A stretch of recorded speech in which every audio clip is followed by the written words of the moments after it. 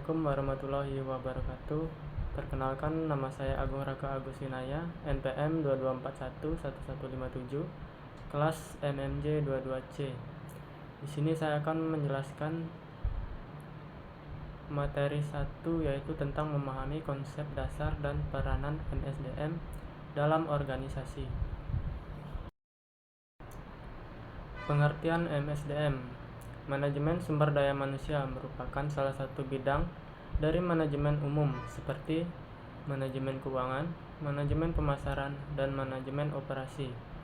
Manajemen sumber daya manusia menjadi bidang kajian penting dalam organisasi karena permasalahan yang dihadapi organisasi atau baca perusahaan bukan hanya persoalan bahan mentah, alat-alat kerja dan produksi, atau modal kerja saja, tetapi juga masalah tenaga kerja atau sumber daya manusia yang notabene adalah pihak yang menjalankan dan mengelola faktor-faktor produksi sekaligus merupakan tujuan dari kegiatan produksi itu sendiri. Konsep dasar MSDM.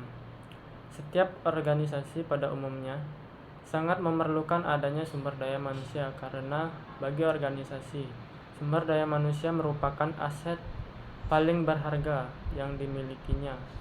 Sumber daya manusia merupakan pekerja, pegawai, karyawan, atau orang-orang yang mengerjakan atau mempunyai pekerjaan. Manusia merupakan sumber daya yang paling penting dalam usaha atau organisasi.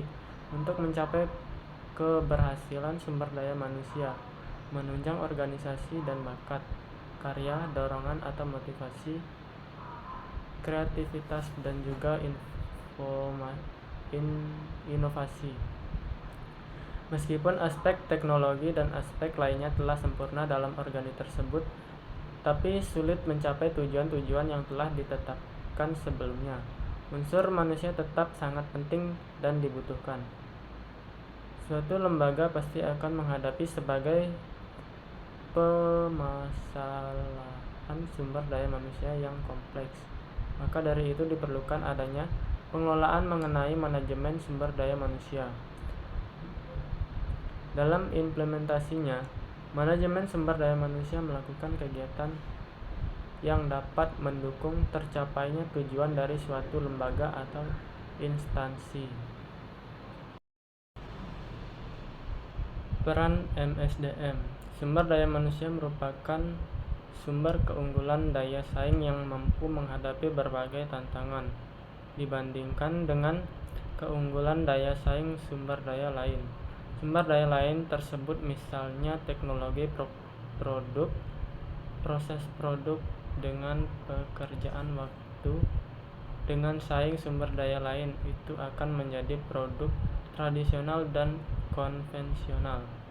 Sumber daya manusia atau SDM tetap dapat bertahan karena memiliki kompetensi manajerial, kemampuan untuk merumuskan visi dan strategi perusahaan, kemampuan untuk memperoleh dan menggerakkan sumber daya yang lain dalam rangka mewujudkan visi dan penerapan strategi perusahaan.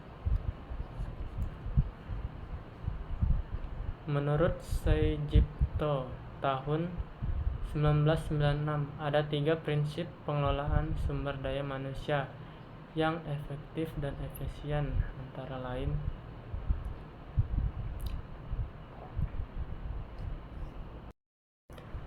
1. Pengelolaan dan orientasi pada pelayanan. Mencegah pengelolaan SDM seperti sebuah pabrik yang menghasilkan keluaran yang seragam, atau MIS, tata cara, pedoman, dan pelaksanaan. Keseragaman ini jelas tidak sesuai dengan kebutuhan keinginan MSDM. Akibatnya pengelolaan SDM menjadi tidak efektif dan efisien, sehingga kompetensi manajerial yang diharapkan tidak tercipta.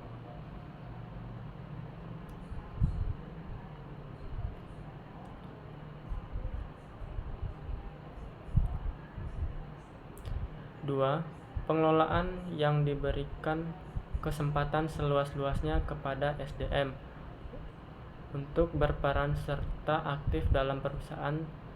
Tujuannya agar SDM mampu mendorong semangat kerja dan motivasi karena untuk menyelesaikan pekerjaan dengan lebih baik dan mendorong SDM untuk terus-menerus menyempurnakan hasil kerjanya.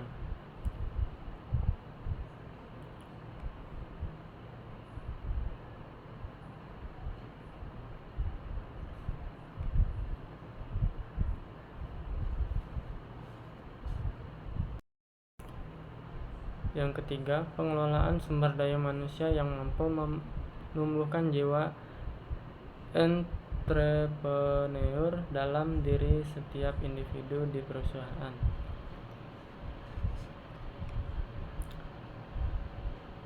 Lingkup bidang MSDM.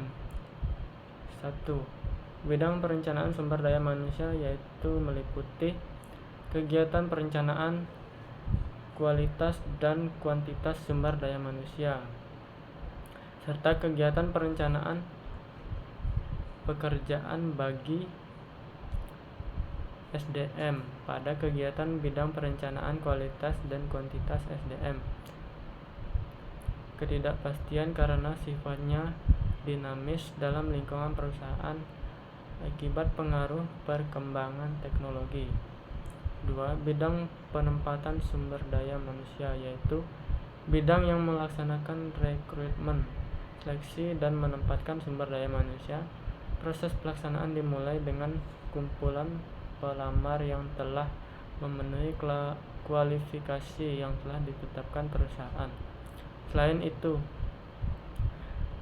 dilakukan oleh manajemen sumber daya manusia adalah seleksi, yaitu memilih calon yang berkualitas di antara pelamar yang telah memenuhi kualifikasi yang disyaratkan oleh pekerjaan pada posisi masing-masing dari perusahaan.